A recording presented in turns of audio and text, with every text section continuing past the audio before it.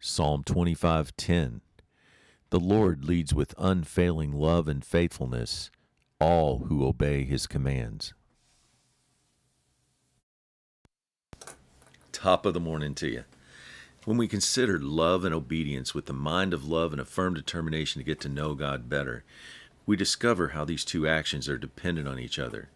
When we combine these two choices of loving and obeying God with a commitment to him, we have the key to life according to Deuteronomy 30:20.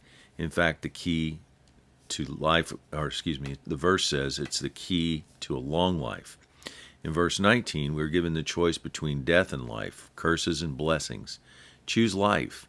In Exodus 26, God promises to lavish unfailing love to 1,000 generations to those who love him and obey his commands. Thus, love begets love. God's lavish love response to us comes in the form of blessings.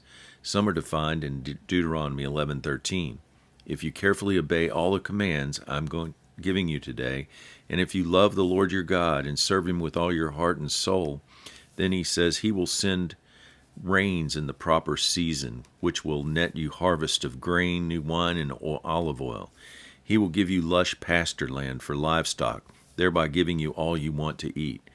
How do we demonstrate our love for God? Deuteronomy 11:22, by walking in his ways and holding tightly to him. Jesus tells us in John 14:21 through 23, those who accept my commandments and obey him are the ones who love me. Because they love me, my Father will love them, and I will reveal myself to each of them. 15:10, when you obey my commands, you remain in my love, just as I obey my Father's commands and remain in his love.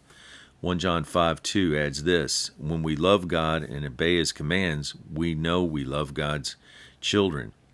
This fulfilling Jesus' commandments in Matthew 22:37 through 39 in answer to the question, which is the greatest commandment in the law? And he responds, you shall love the Lord your God with all your heart, soul, and mind. The second commandment is you shall love your neighbor as yourself. Verse 40, on these two things hinge all the law and the prophets. James in James 2:8 calls that the royal law, to love your neighbor as yourself.